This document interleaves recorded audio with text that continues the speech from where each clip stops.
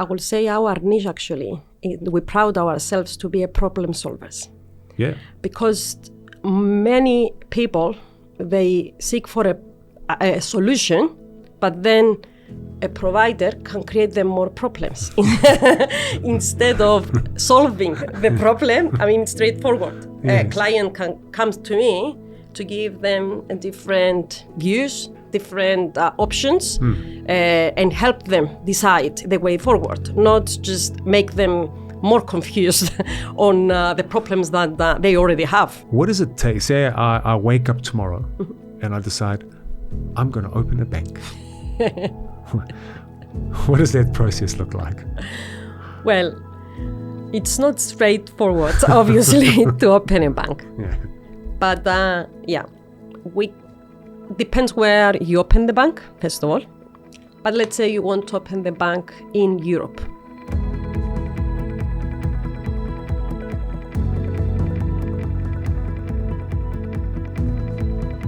Welcome to the Financial Frontiers podcast. My name is Dinos. Please remember to like, subscribe, and share this channel. It helps us create more content and deliver more episodes for you. Hope you enjoy this episode. And here we are, another episode on the Financial Frontiers podcast. Today, my guest is Evdokia Pitsillidou. Evdokia Pitsillidou is from Salvus. Today, our discussion is going to be mainly around regulation, crypto, prop trading, I guess, all around your expertise. Evdokia, thank you very much for your time. Looking forward to this discussion. Please introduce yourself and let's get into this conversation. Thank you very much. Thank you for the welcome and for the invitation to come today. Well, my name is Evdokia, and I'm a partner and risk and compliance director at Salvus. So what Salvus does, we cater for licensing companies who want to be investment firms, crypto providers, payment institutions, and I will say in the catering for the financial sector.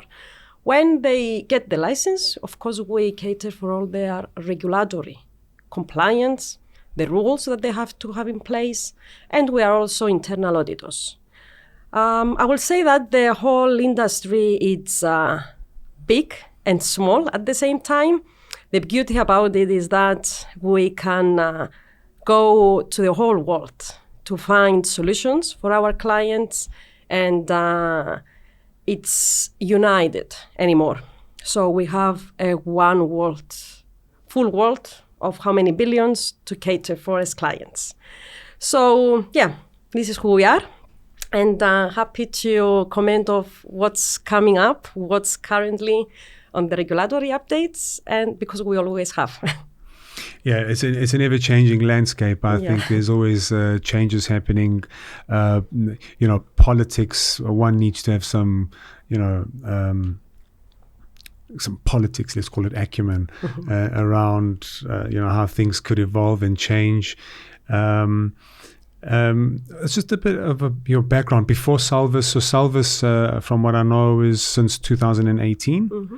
A bit of your background in the industry, because obviously, you cater for the industry with regulating brokers, regulating financial institutions generally in the industry, not only in Cyprus, also globally, right? Yes. And so, since you mentioned, the world is your oyster. How did you get to start up Salvus? What is the background before? This is a very good question. So myself and my partner, Nicolas Xenofontos, we used to work together at Easy Markets, which is one of the famous global brands for investment firm forex brokerage.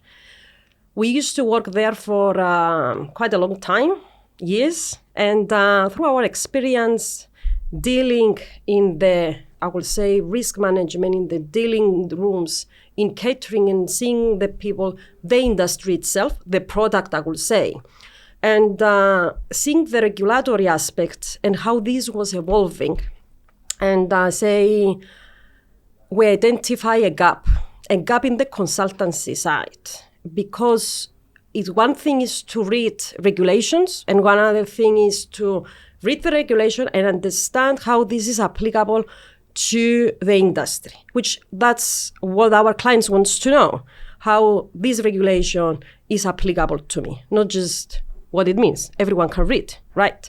So mid of 2018, Nicolas Xenofondos did his big leap to leave his CMO role back then and director to do something on his own. And then we joined forces and we set to do Salvus funds.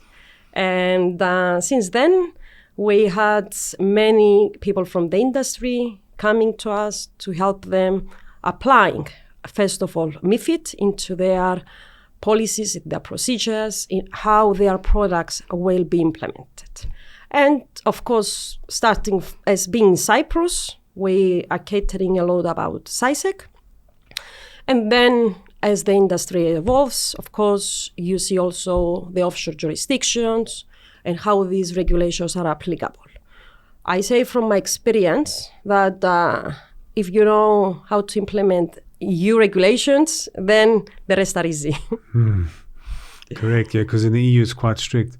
And so, the creation of Salvus, just as many businesses that are created are born out of a problem that is noticed, first of all, and then the business is there to solve that problem. And so, it's important that you've got that experience being in the dealing risk department, which is not exactly linked to what you're doing now, which is regulation, but 100% is a function of the business that needs to understand things around regulation and what you are allowed and not allowed to do. And so, just like Salvus and just like DGM, there's this gap that you see, there's this problem that you find in the market, and then you create. And so, well done. I will say our niche, actually, we proud ourselves to be a problem solvers. Yeah. Because many people, they seek for a solution, but then a provider can create them more problems instead of solving the problem. I mean, straightforward. Yes. A client can come to me to give them different views, different options, and help them decide the way forward, not just make them more confused on the problems that they already have. Yeah. At Salvus, we are proud of it, and I believe that's maybe our success also. And also, I say our success in the quality of work we do. We care about the client. We care about delivering. And also the proactive approach. I believe that the regulations are many, the regulatory deadlines are many, so it's very, very important for us to deliver things to clients well upfront, to read them, to go through them, to understand what they are talking about. And of course, we hate the last minute things. Of course, we work on it if it comes up, but it's part of being prompt, quality, etc. Yeah, and I think it's also quite an inspiring story for many women out there, and generally, it's a big leap that you take, and not everybody can do that, start up your own business, especially, your partner, Nicolas, who left a high position in a really reputable brokerage firm, one of the bigger brands, Easy Markets. And that's quite a leap of faith, and also from your side. You have to go all in to make it working. Yeah. I will say you touch upon the woman thing. To be honest, I see a lot of women in the industry evolving and becoming better, and we have a different approach to things as women. My side, because I would say that my biggest fear in the past was to present to people, to be out there, talk to the public. And after having Salvus, my first invitation was actually to participate in the IFX Limassol and be part of the regulatory panel, which was a very fiat moment for me. But then I took it as a great opportunity, as a challenge to become better. And obviously, every invitation for me, it's a challenge, even this one today. But it's nice to do it. And I like doing it. I like sharing, actually, what we are doing. We are consultants, so it's good to share your views, what's there, because that's our voice. If I cannot stand to the public, then how I can consult my clients. That's correct. And you know that you're expanding as an individual when you're doing something that's making your heart race. Yeah. And you've got that adrenaline rush in you. That's good. And also, speaking about women, actually today, Mexico, I don't know if you heard this, I don't really follow the news, but it just happened, this came across me. Mexico, I think for the first time, has gotten a woman president. Oh. A country which deprived women in the past. And I'm just re-quoting what the guy said on the news, on the radio station today. So, good. Inspiring there, inspiring here. It's nice. Good. Yeah. So Salvus now, okay, let's move on to speaking about, obviously with your experience being in this position here with Salvus, you obviously have some insight around how these companies are governed and, these new products, new offerings that are coming out, some of which are not so regulated at the moment, has some form of a gray area, new technologies that are emerging. There's also what I've discussed in my podcast in the past with, especially in Cyprus, with the banks and, crypto not really seeing eye to eye. And actually, just before our podcast, you brought up a really good point there, which we'll get to. I just gave a little bit of a teaser. We'll get to that point. Which on that point, things might change in Cyprus. So let's move into prop trading, because there was a recent article in Finance Magnates which you contributed to. Yeah. Let's talk about that article. Why don't you give us the headline of that article, and let's discuss that. Of course. So prop trading, it became more evolving, more known, I would say, the last 2 years, maybe. FTMO, they started out, because at the end of the day, all these prop trading firms, they're following that model, right? Massive success. And they started out in 2014. They really hit the radar. Around 2017, it started picking up, and they are where they are today. But it became popular the last 2 years. But it became popular the last 3 years. Let's call it 3 years. Yeah. 2-3 years. Yeah. And same, there is, I will say, the devil advocate out there, whether this product of, 10 years of success of FTMO can be an abuse from the investors, and whether the regulators needs to step in. Because when you have something that is unregulated, effectively can be abused in many ways, because there are no rules. And as people, we need rules, effectively. Many people, they say, we don't like regulators, but then if there is certain rules to go through, then it enhances also brands. The people who can make it, they want to follow regulations. They want to help the investors, make money or secure their money. So prop trading became so famous, where, as the Finance Magnates article stated, that Czech Republic, the bank, the central bank of Czech Republic, it's the first one that came up to raise the voice, or whether we have to have regulations for prop trading. It's something that we are discussing for a long time right now, and many clients are asking me, I want to do a prop firm, and what can I do? And I want also to foresee the future, where I have to go to do. And then for now, of course, the simple solution is do a company corporation, which we do it's St. Lucia and Anguilla. And then you get what it states as a legal opinion to help you open your bank account, your EMI account, whatever, and start the business. But this is a short term. So as Czech Republic comes with this note, effectively we have MiFID. With MiFID, of course, covers the whole sector of the financial instruments, which effectively these people, they trade financial instruments in a demo environment. But yeah, and then we have someone who qualifies, and then we have someone who considered trading the firm's money. So the debate is whether we are going to see this being added as a service, using the financial services, the investment services of MiFID, execution of orders, transmission of orders, dealing on own account.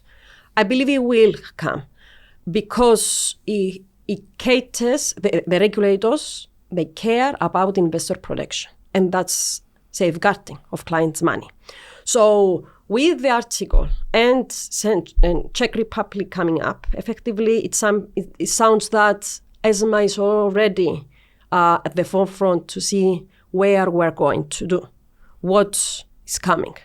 So the easiest thing, as I said, is to do MiFID, and then it's applicable to everyone. And then if you are an existing investment firm and you have a license, you can offer an additional product, the prop trading, which is interesting because in Cyprus we have so many regulated investment firms, and we see, I would say, a peak in the CFD market. But if we have also something else as these challenges, it changes the appetite of the investors, of the clients. Another scope can be also to come up with another set of rules or additional set of rules, which again, it can happen. Also, we have the revision of MiFID II anyway, because after it's been now 6 years since MiFID came into force, so maybe we are going to see a few other clauses within the existing regulation. That's what's coming, I believe, the updates about prop. Yet, if ESMA applies prop, doesn't mean that the rest of the world will follow. Mm-hmm. And again, it's the area where people want to find the easiest solution for them and not necessarily to grow as a brand and have all the costs and follow the regulations. Okay, so let's put that into layman's terms, because I think a lot of the audience may not understand, all the terminology there and exactly what was said there. And I'll try and give as basic a summary of what was just said, and you can correct me wherever I am wrong. If I am wrong, I'm barely wrong. I'm joking. I'm just joking. So first of all, MiFID stands for financial. What is it? Markets in financial instruments directives, right? So that what it basically means is they regulate any activity of investment, trading. Trading, yeah. Trading, not so much investment. So if somebody invests in a stock. Yeah, again, it's a financial instrument. So any investing, let's call it trading activity, gets reported to this MiFID framework, let's call it. Yeah. So MiFID is the directive where it governs also policies and procedures, and MiFIR, it's also the trade reporting that you have to send all your orders executed to the regulators, which captures equities. Yes. Yeah. Right. And as financial institutions are obliged at the moment, as what we understand, brokerage firms where somebody comes with their own money, they invest it, and then they do some form of trading activity that needs to be reported, and that's all good and well. Whatever, it's an industry that's been around for, let's call it 20 years in the way we know it, in the form that we know it, the retail, right, financial services space. And so this MiFID exists for the brokerage firms. But now we're saying, the prop trading, this gray area is they're stating that we don't have traders' money. The traders aren't depositing. They're trading our money. But at the end of the day, there's still trading theoretically going on in the market. And so that is potentially the gateway into how this prop trading space gets regulated. Because even though the trader who has passed an evaluation and proven their trading capability, because that's the essence of these prop trading firms, plugging onto what exists already as a regulation and adding a few more, policies into the existing framework, can amend and make potentially regulate the prop trading space using MiFID. Correct. All right. Correct. Plus, though, that they get money from the subscriptions of, to trade on a demo. Yes, it's a different business model. Yes. Also, though, something that is very interesting here to say, it's the AML. Now, AML is actually applicable to obliged entities. Obliged entity, it's someone who is also an investment firm. But if you don't consider yourself investment firm now, and then you have mass of leads coming, getting the subscriptions, trading effectively, and then people are qualified to train your own money, still, you don't do any AML checks. So it's like it doesn't apply to them. But how could somebody do, so AML stands for anti-money laundering, and I mean, I can understand how a standard brokerage firm could be a way for somebody to clear their money. They go and they deposit in a trading account, do some trades, and then withdraw it. Illicit, illegal funds has entered in and exited, somehow rinsed into the system. With the and obviously brokerage firms cannot just accept any money. There are some KYC procedures they need to adhere to, otherwise they lose their license. In the case of a prop trading firm, how can somebody do AML? Yeah, but someone deposits money to start the challenge. So there is no limit how much money or how many challenges I will enroll until I get it to the stage to qualify. Okay. Let's say I deposit a lot of money, which are part of money laundering for me. And I deposit this. We get the subscriptions, and then effectively, this money are the ones that we are going to use later to trade. So this individual company effectively has profits in its accounts generated or came through money laundering. Okay. Through money launderers individuals. Okay. Yeah. So they can just go and get the most expensive challenge. There's a higher risk appetite. There's a higher risk, obviously, the expensive challenges. Take a position, whatever it is. There's a bit of a buffer there, I think. So AML, there is. Yes. But because there is a lot of things going out in the market, especially, let's say, not the even AML. We talk about sanctions. So sanctions, which is even more dangerous now. Since you are not obliged to do any checks, you may also have a client which is under sanctions. And the money that you collected and now traded, because are your profits of the company, are from sanctioned individuals. Right. So the KYC comes into play here. They don't want the regulators to leave it like that. Even for the crypto. Why crypto started being regulated and for AML only? I mean, we can see something similar here. Both of them are kind of new technologies. Both of them are new products. And then everyone can use money to be in the system.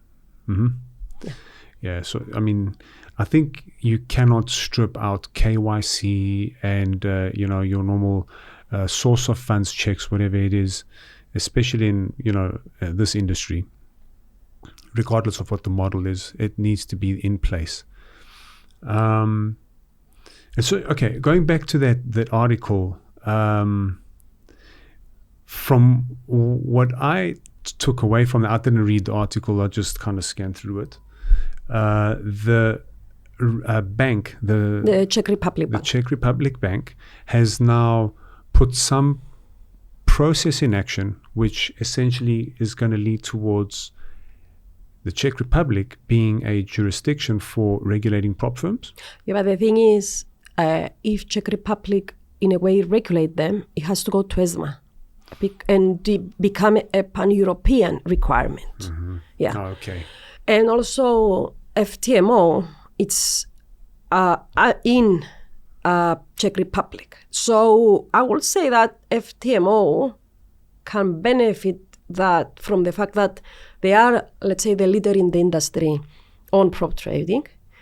Why not wanting the regulations? It can, effectively can make them to stand out. It can make them to be the leader and generate more because they will be regulated now. Anyway, how can bigger you can become without being regulated?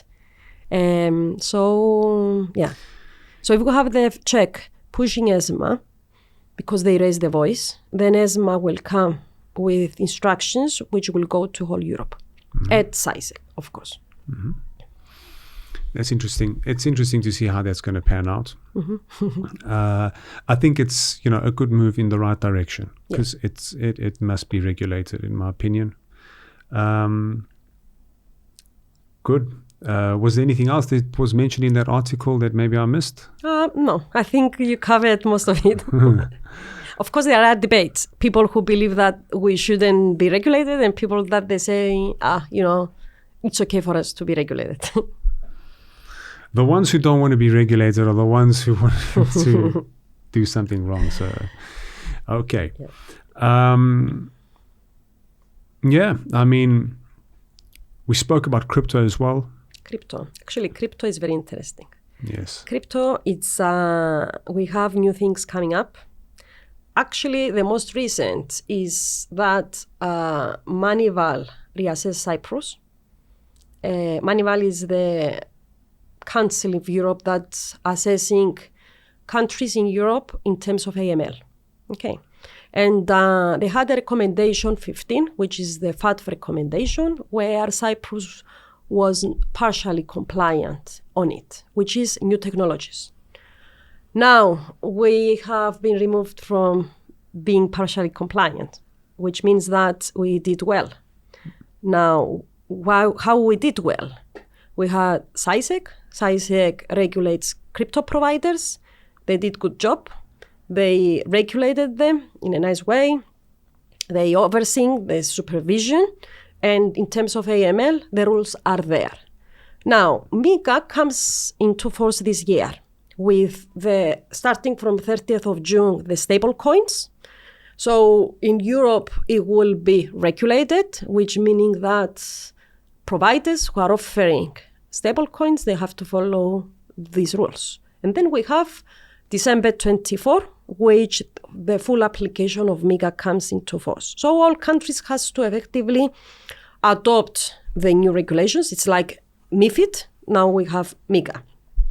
And they have to be regulated with the registered entities. Like we have now 7 at SISEC. If these 7 or more, they are in end of the year, they will be under the grandfathering, meaning that you have a year from December 24 to ensure compliance with the rules, which is very interesting and very, very good. Mm-hmm. Yeah. So our recent success story at Salvus, we got the registration for one of these CASPs, and we have many more there for under review. Now, I guess other providers, they also have their applications, and this is good because we see a regulator who learned a lot from the investment firms, the brokerages, and they are ready, I would say, to regulate and oversee, supervise crypto industry. And it will be very interesting to see Cyprus continuing the path of being a financial hub and increasing the industry to more products. We have the FX, we have the CFDs, we have traditional products as well. Now, if we do well on the crypto side, we will have many and more investors coming in Cyprus and them being able to offer their products to the whole Europe and in a regulated form now, which is very nice. Yes. And to add on it, I don't know if you know this news, we have also the payment institutions, which is the central bank, where we have now the vice president moved to central bank. Yes, so that's one of the things that we said to mention over here. By the way, congratulations on Salvus concluding the CASP for one of those companies.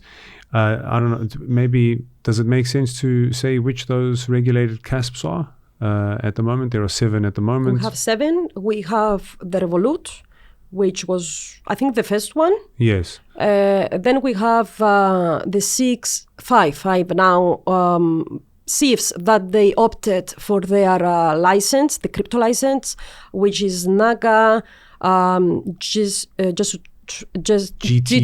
GTFX, yeah. Yep. And eToro, of course, Admirals, and Tokenomica, which got their license right now. Yeah. Okay. Yeah, so I mean, a step for sure in the right direction. You mentioned MiCA. For those who don't know what that means, and you did mention markets in crypto assets. Markets in crypto assets. So the MiFID equivalent. Yes. To the crypto for crypto. Yeah, which effectively, what in a nutshell, what is catered for? Investor protection.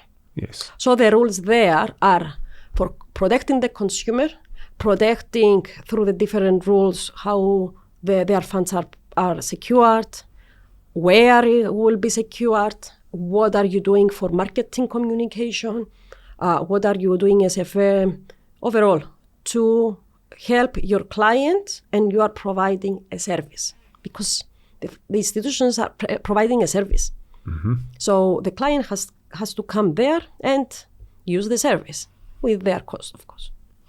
And then obviously the reporting. So it's reporting on those crypto assets. Yes. The difficulty about MiCA, I would say, is the travel rule.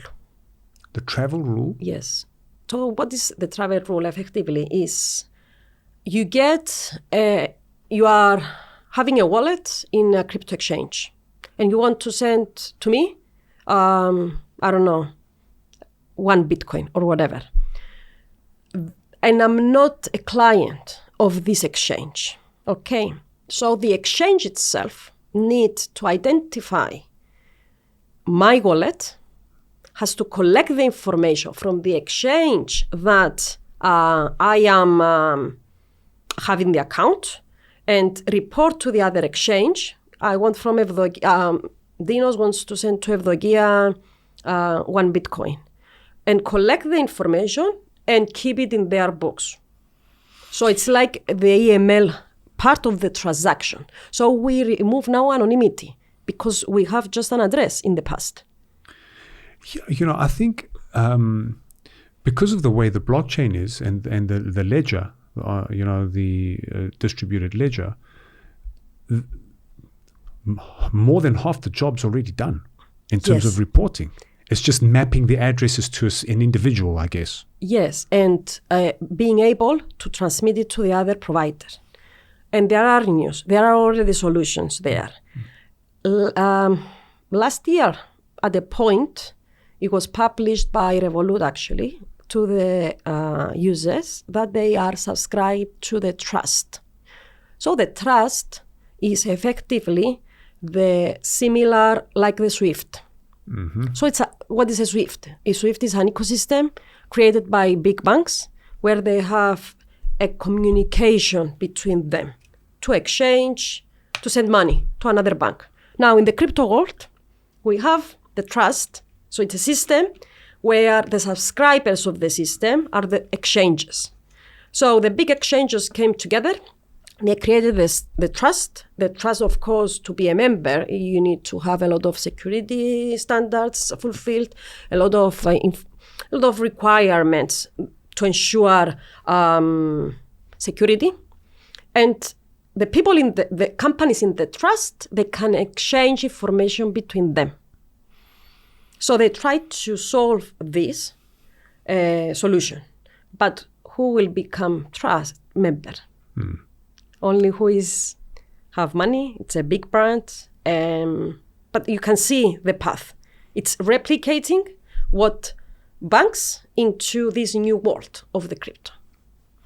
Yeah, I find it so interesting how, these different solutions and technologies that have emerged start off from, an agenda, a specific goal. And, one of these that have been spoken about is decentralization, stripping out the government, stripping out the bank, and having a decentralized economy where, control is not segregated into a single organization or body. But it's just so interesting how eventually it kind of goes to that direction again. Exactly. It's difficult. After all, who wants to control this?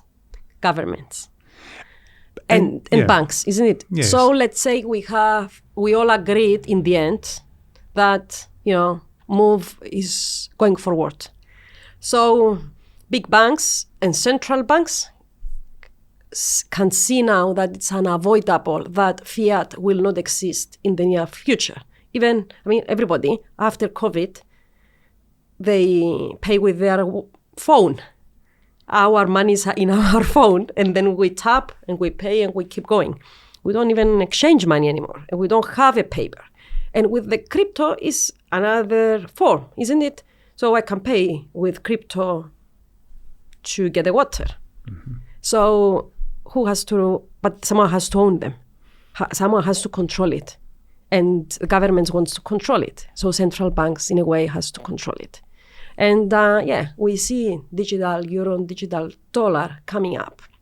My question is whether we are going to keep having, all of these other coins, Bitcoin, Ethereum, Litecoin, let's say, can stay.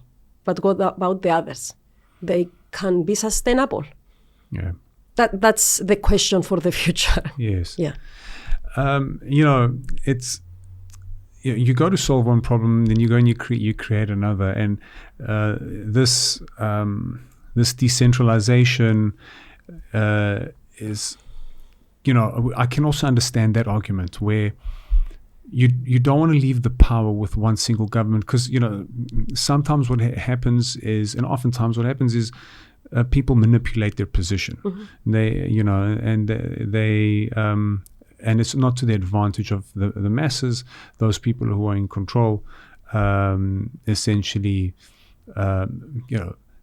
abuse their status and position of power.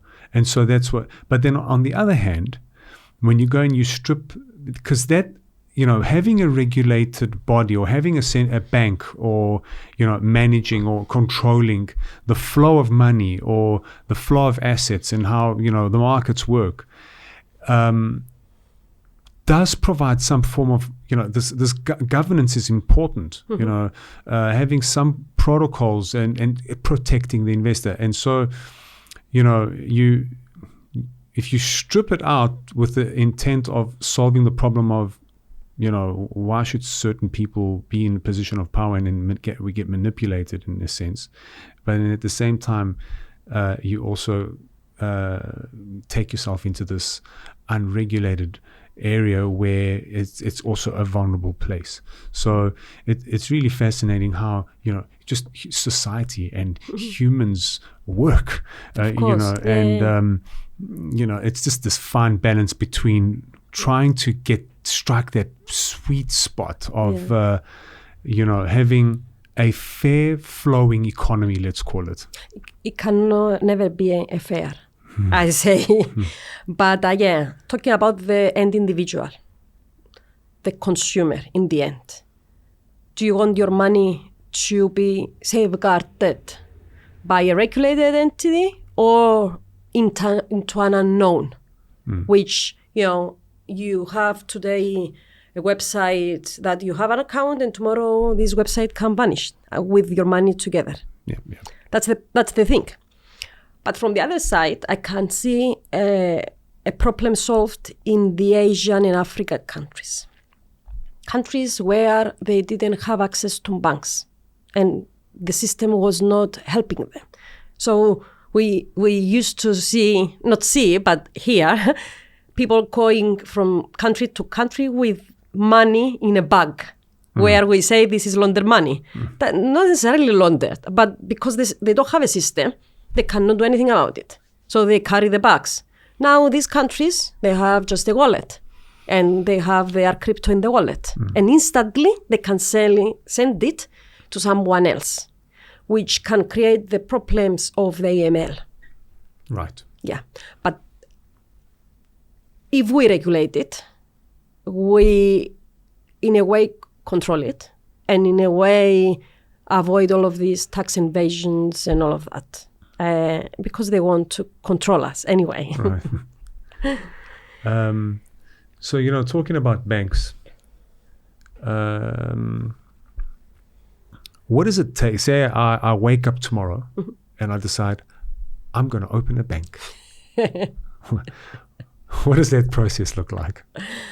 Well, it's not straightforward, obviously, to open a bank. Yeah. But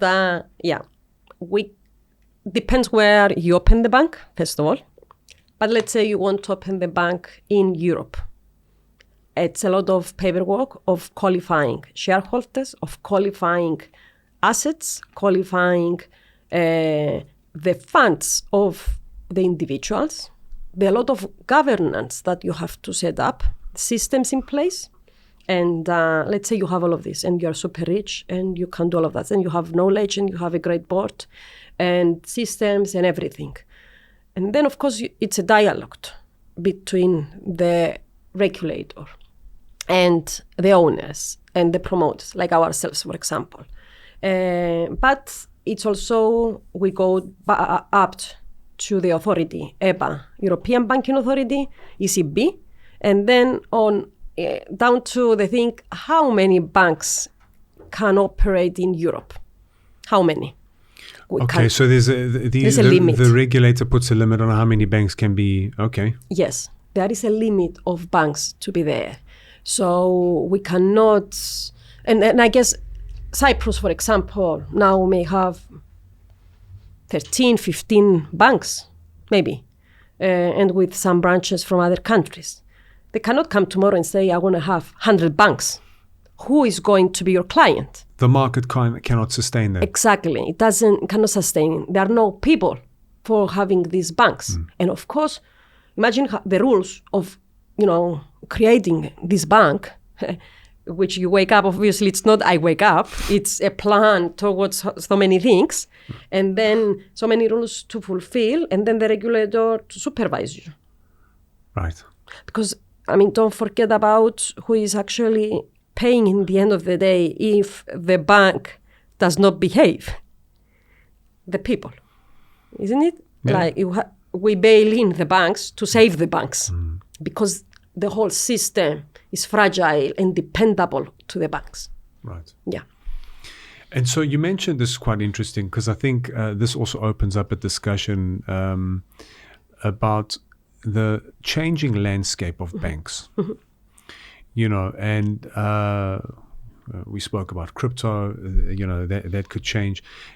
As I mentioned in this podcast, we've spoken about how the bank regulator and the crypto regulator don't really see eye to eye. And now with this change of governors and the vice chairman or whatever it is moving from one organization to the other, that could change, which is quite interesting. But you mentioned something that was quite brought up another question for me, where in Cyprus, you said 13 to 15 banks. That's what the Cyprus market can sustain in terms of population size. But now, for example, I have got a couple of few bank accounts in the different banks that I've chosen of my choice here that are based in Cyprus. But I also have a Revolut account, which is also a bank. Yes. So, and then, we also hear about these other things like EMI, which is, it's a bank, you can put money, but not exactly a bank. You can't get a loan. There's these different versions. Neobanks, as we call them. Can we dig into a little bit more about, let's dissect banking and where we are today. What is Revolut in my life? How am I able to have a bank that's not even registered in my country that I live? And then let's talk about afterwards about the adoption of crypto and how this landscape's changing. So effectively everything started from people not going anymore to the branch to do their deposits, withdrawals, even ATM. As we said, fiat is not there anymore. So we transact everything online. Even the banks, they have nice apps anymore where you can send the money. So starting from, branches are disappearing. And the banks themselves, let's say you keep the license of the bank, they become e-bank, neobank, with more, I would say, AI rules, more technology, instead of counting money, transacting electronically, using the technology to transact. And the beauty now, globally. You have your Revolut. The Revolut is in Lithuania, registered, but they offer business to whole Europe. They even now are opening outside Europe. So they follow the rules of the governance. They follow everything that they have there, but now they have a bigger audience, which is the beauty of the technology, of course. So the neobanks effectively are replacing traditional banks. And also we are creating the secondary layer of the EMIs, which stands for the electronic money institutions and payment institutions, which effectively they do part of what banks does. So the difference between this and the bank is that EMIs and payment institutions, they need a bank. So all the money are going effectively to the bank. But why we have to have more banks and more strict rules instead of having something more lighter for the casual consumer needs? And why the bank itself not becoming a B2B and then leave the retail clients to the EMIs. Everyone will benefit and everyone will get their cuts of the money. Yeah. And loans. Keep the loans anyway. You have to go to the bank. But it's a different landscape. And that's why we call them alternative payments. Now, I see with the change of the governor and the move of the vice president, the vice chairman of SAISEC to Central Bank of Cyprus, I hope, and I would like to see a fresh way of supervising, of licensing EMIs and payment institutions. Of course, I guess it's a consultation, again, with EBA and the relevant authority, ECB, to how many we can have in Cyprus. But since this is not actually catering only for Cyprus citizens, and it can be passporting to all EU, why not having EMIs here, like we have for investment firms? Investment firms in Cyprus, their clients are not Cypriots. Yes. Isn't it? There's hundreds, yeah. And yes. Yeah. And then, since we have also SAISEC catering for CASPs, and then we have the barrier and the conflict of banks not accepting crypto providers, but these people, they have to find a bank. Yes. Why they are not finding an EMI, which there are EMIs in Europe that they accept crypto providers. Right. Why not being Cyprus, the industry where we'll cater for investment firms, for crypto, and for payments, and the whole ecosystem will serve each other? Because anyway, in your app, you have the Revolut, and then with the same app, you get payments, you send money, You trade stocks, you buy your crypto. All of these are different licenses, but it's to In the one same one app. Yeah. It opens up the world, which is the new world. And that's why it's called neobanks. Yes. Yeah. So And even, maybe I can add here, as who deals with the licensing of all of these institutions, the EMIs and the payment institutions, which they are not lighter, but it's different set of rules. It's easier for us to do the collaboration with the central bank and the customers, having the different approach and the new approach, the modern approach of what are the systems, what are the requirements. We have these individuals who want to get their license. They will have wallets, they will do e-money, they will do whatever it's their business, and straightforward procedures. So we get their licenses. Yeah. So one question I had, right? I'm not too sure about this, but I'm actually sure that Revolut is their main revenue model. Right? It's a neobank. Their main revenue model isn't from loans. And I understand that, I'm not sure if they do loans, actually. I don't think they do. I don't. So they don't. So that means, and then if we compare like traditional banks, and you mentioned before, neobanks are replacing traditional banks, unless the traditional bank becomes a neobank. Adopts. Unless Yes, it of course, adopts. yeah. And so I think we are seeing some attempt, right?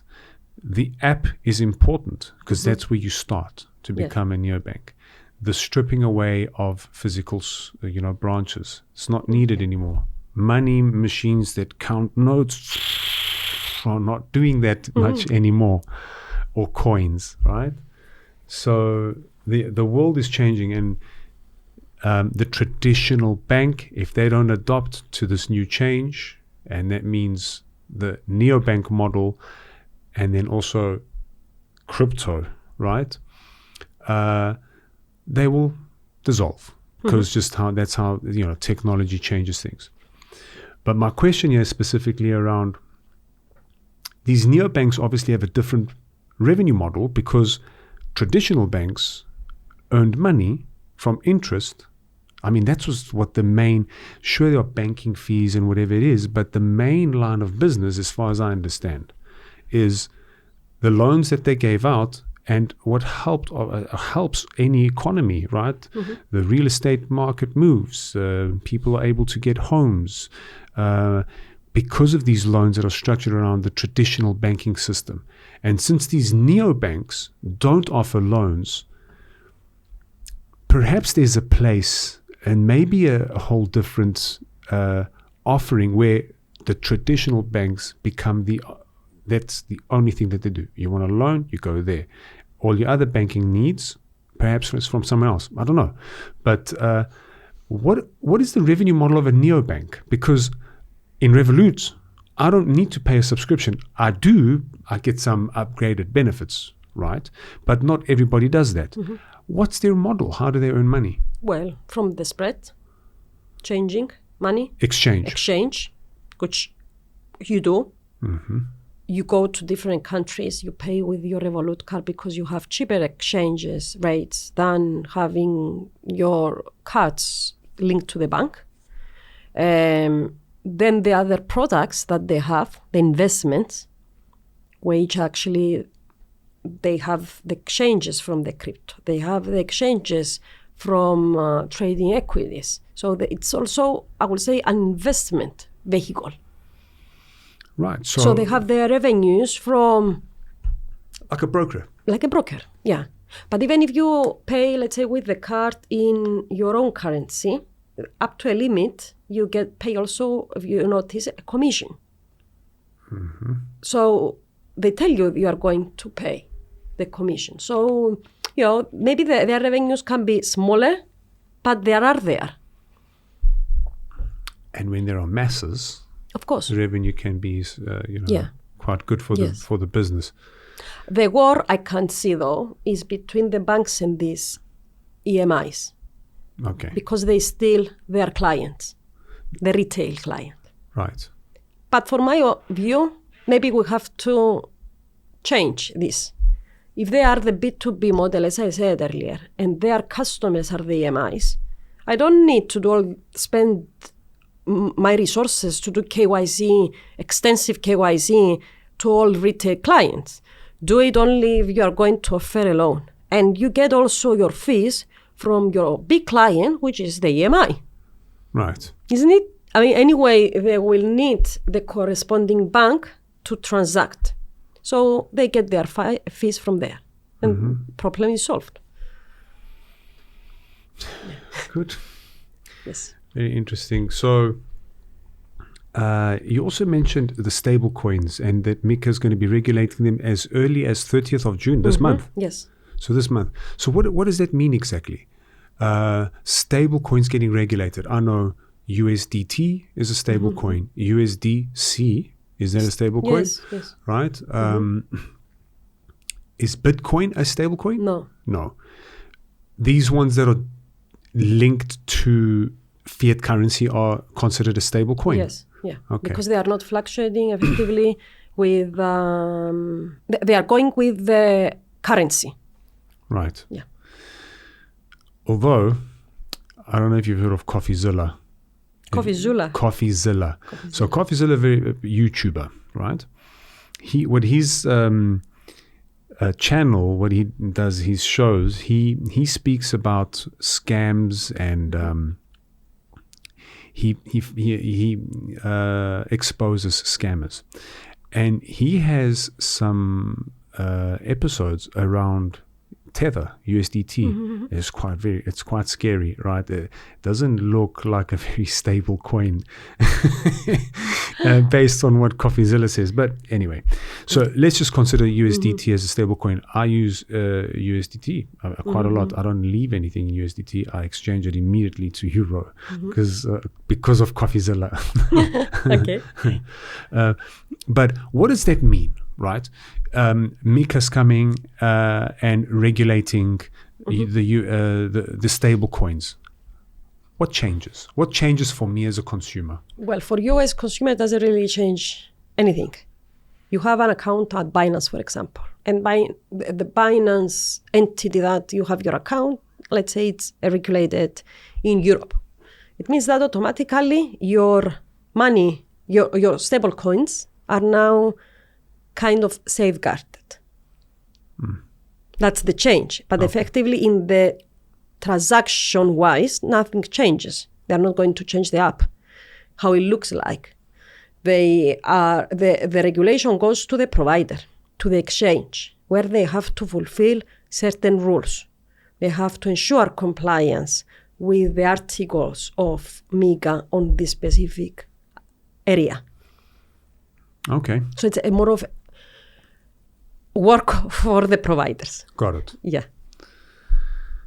Okay. But you're also protected more without knowing it, without changing something to your world.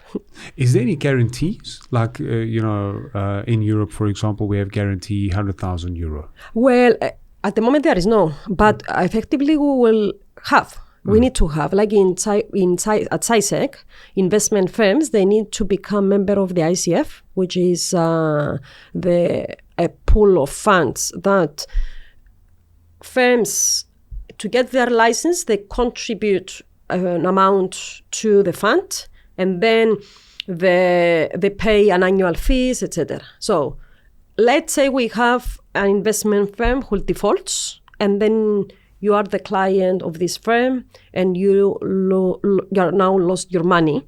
You have a guarantee of up to 20K to get from the fund. Oh, okay. Yeah.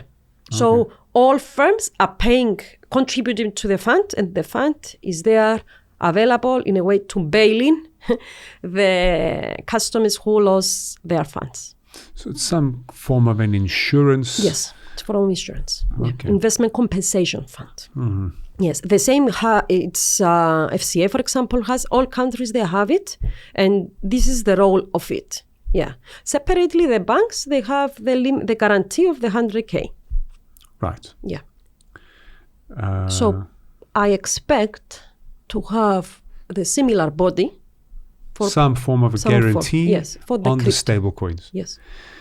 That will definitely create some consumer confidence. Of course, it's changing a lot of things. Again, though, it depends who you are. Because, I mean, even in the investment firms industry, we see a lot of people who they don't care if they have their funds invested in a regulated entity, and they want to see I want higher leverage, and I don't care. Because they don't understand the concept. Yeah. I think that's the thing. They don't understand that their money are not safeguarded. It's a risk, yeah. It's a risk, yeah. Yeah, it's almost like this, nothing bad could happen to me. You know, I understand. Maybe perhaps they even understand the risk, but it's okay. It's okay. Until it happens. Until it happens. And then you say, damn it, I should have. Yes. So, yeah, back to the closing maybe the crypto part. We are expecting the MiCA. We are happy to see this evolving a lot in Europe.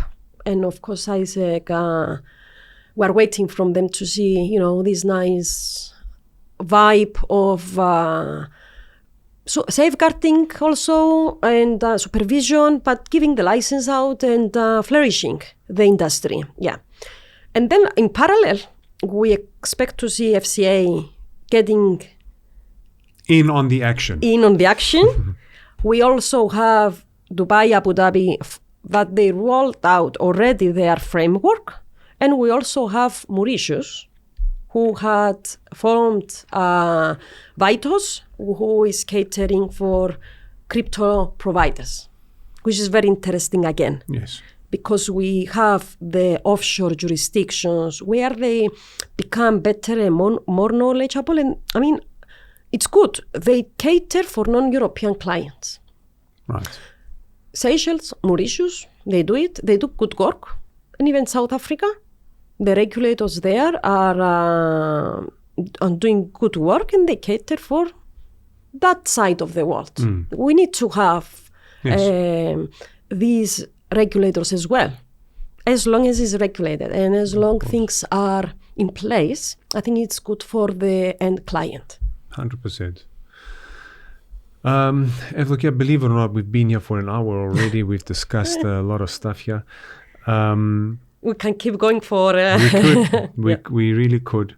Looking forward to the expo that's coming up here in Cyprus. It's this popular one that happens every year. Thank you very much for your time. Thank you very much. Let's do some closing comments here. Let people know where to find you, what's coming up with Salvus. How is Salvus going to help the financial industry? Of course, happy to help already regulated entities to ensure compliance with the rules of either a brokerage or a CASP rolling out to the MiCA, which will be interesting. We are also helping in offshore jurisdictions for groups, of course, they have these needs, and we are here to help them. We help prop firms, and great to see this evolving in the future. And either we get the licenses for the clients or post-licensing the regulatory compliance. We also help many individuals in the industry as Salvus, part of our Salvus Academy, where we create very nice courses for continuous learning, which is one of the requirements of SISEC, who they have SISEC AML, SISEC Advanced basic certificates, and they have it's compulsory for them to keep learning every year in order to renew their certificates. So our aim, again, is to produce quality content, good content that can be applicable for them to revisit the subject, either a policy, either doing a report, the annual reports, for example, how you do your AML/CO report, how you prepare for an inspection by the regulator. Actually, I have one of these. And we get a very warm welcome from people who pass the exams, of course. And we are happy to keep doing great work. Well, that's refreshing because I have the advanced certificate as well. I renew it every year. But I'm not going to state names here, but the quality can be improved. Some of these courses don't have good quality. So this is the area where we saw a gap and we said, let's intervene. Yes. Yeah, and very necessary because I won't say names, but I mean, you can see that it's not that they say incorrect things, it's just the quality is not good, right? Which is good actually to see a course, and if it's relevant to you, to go back and say, what am I doing in my review of monetary program, for example? And even if one thing you get is useful for you, of course, for me, it's a success. Yes.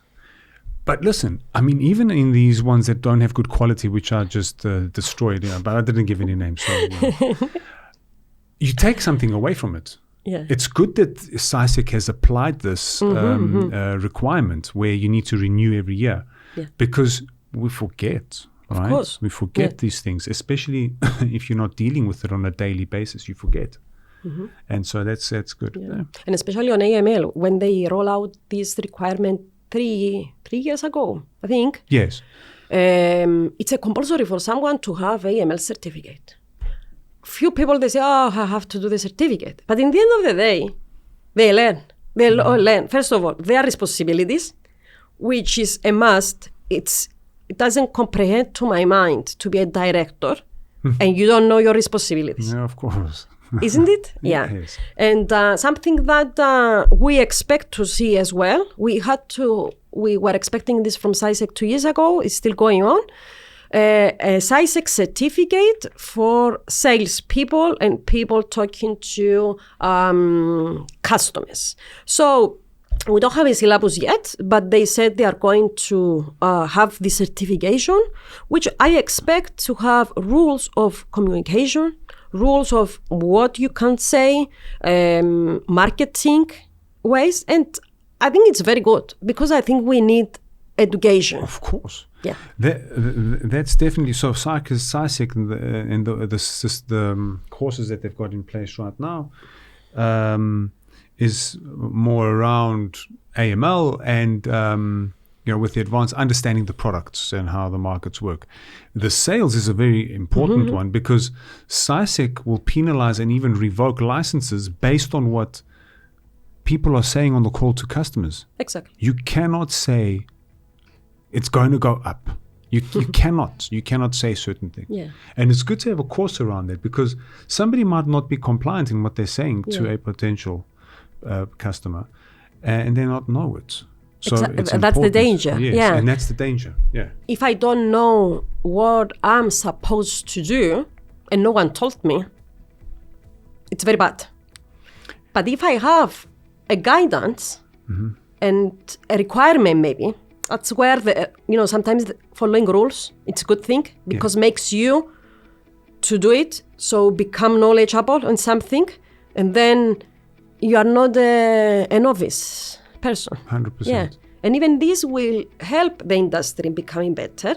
And also the regulator will help them because when they get complaints, and then let's say they get complaints from other competent authorities in other member states that the ex-broker under their supervision has a lot of clients and abusing clients, And, most of the cases are coming from people facing because these are the people who are talking anyway to customers.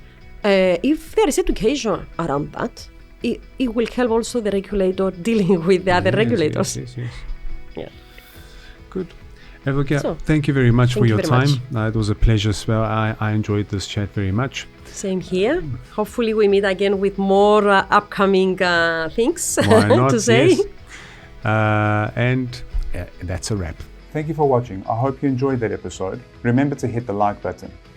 Comment down below if you have any guests you'd like me to interview, and any topic you'd like me to discuss in future episodes.